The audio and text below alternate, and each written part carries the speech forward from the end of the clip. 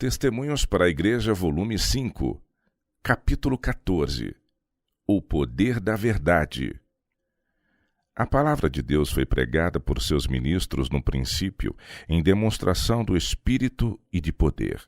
1 Coríntios capítulo 2, verso 4.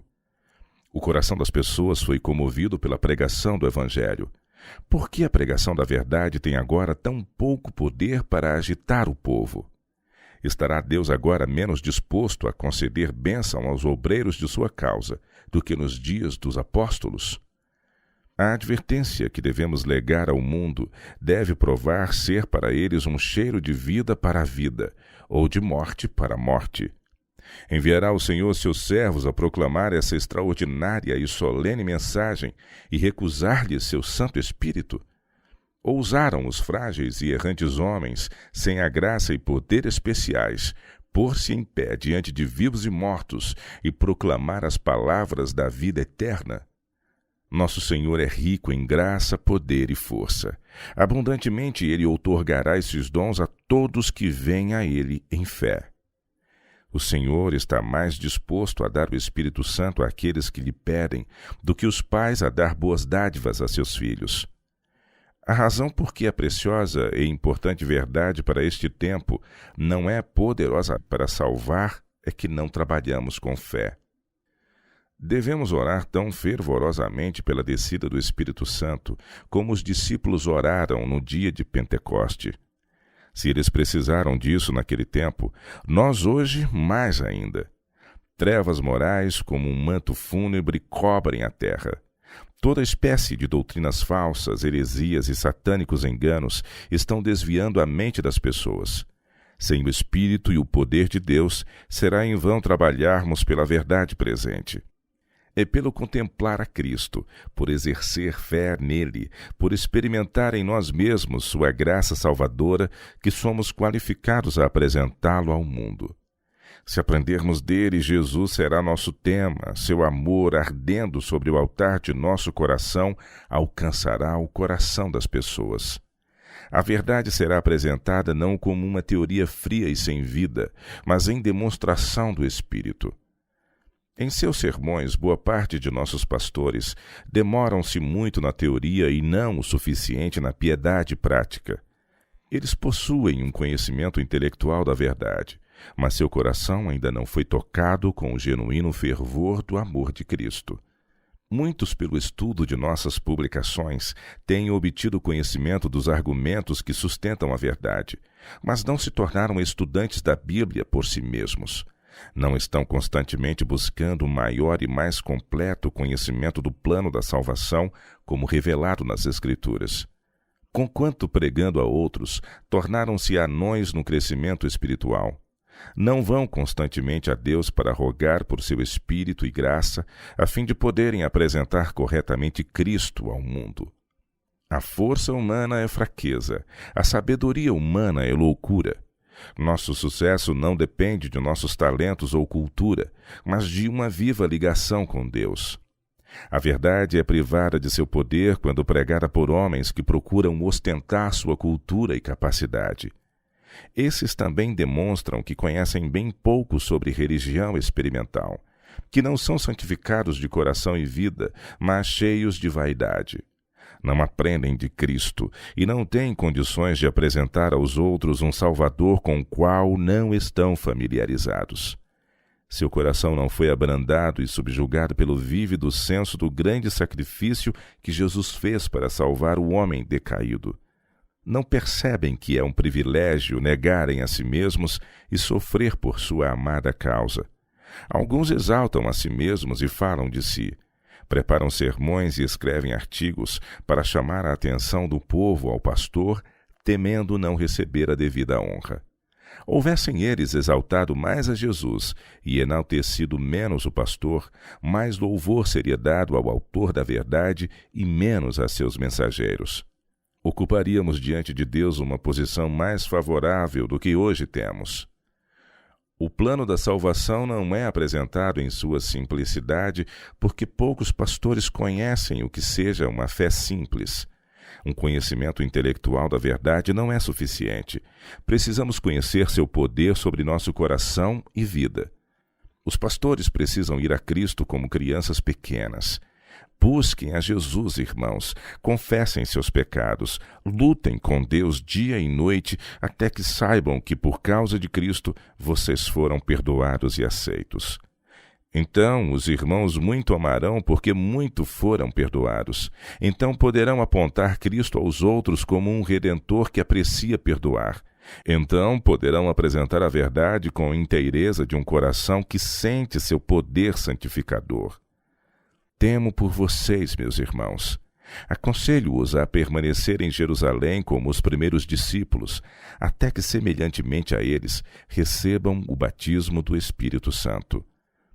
Nunca se sintam em liberdade de ir para o púlpito até que tenham pela fé agarrado o braço do Todo-Poderoso.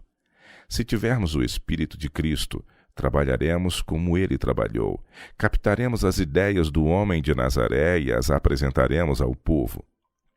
Se em lugar de pastores formais e não convertidos, formos realmente discípulos de Cristo, pregaremos a verdade com tal mansidão e fervor e a exemplificaremos em nossa vida, que o mundo não mais estará continuamente questionando se cremos naquilo que professamos. Com a mensagem nascida no amor de Cristo e tendo o valor das pessoas constantemente diante de nós, ouviremos até dos mundanos a afirmação: eles são como Jesus. Se desejarmos reformar outros, devemos nós mesmos praticar os princípios que queremos ensinar-lhes. Palavras, embora boas, serão de nenhum poder se contrariadas pela vida diária. Ministro de Cristo, eu admoesto: tem cuidado de ti mesmo e da doutrina. 1 Timóteo capítulo 4, verso 16. Não tolere em si mesmo o pecado que reprova em outros. Se você pregar sobre mansidão e amor, permita que essas graças sejam exemplificadas na própria vida. Se estiver tentando persuadir outros a serem bondosos, corteses e atenciosos em casa, que o seu exemplo transmita força às admoestações. Como você tem recebido maior luz do que os outros, assim sua responsabilidade é aumentada. Você será severamente castigado se negligenciar fazer a vontade do seu mestre. As armadilhas de Satanás estão preparadas para você, assim como foram para os filhos de Israel justo antes de sua entrada na terra de Canaã. Estamos repetindo a história desse povo. Leviandade, vaidade, amor às regalias e prazeres, egoísmo e impureza estão aumentando entre nós. Há necessidade hoje de homens que sejam firmes e não tenham medo de declarar todo o conselho de Deus. Homens que não sejam descuidados como outros, mas vigiem e sejam sóbrios. Conhecendo como eu conheço a falta de santidade e poder de nossos pastores, estou profundamente penalizada de ver os esforços visando a exaltação própria. Se eles pudessem ver a Jesus como ele é e a si mesmos como verdadeiramente são, tão fracos, incompetentes e tão diferentes de seu mestre, diriam: se meu nome for escrito na mais obscura parte do livro da vida, isso me é suficiente, tão indigno que sou dessa menção. É sua obrigação estudar e imitar o modelo. Foi Cristo, porventura, abnegado? Assim você deve ser. Foi ele zeloso na obra de salvar? Da mesma forma você. Trabalhou ele para promover a glória de seu Pai? Faça o mesmo. Buscou ele constantemente a ajuda de Deus? Imite-o. Cristo foi paciente? Assim você também deve ser paciente.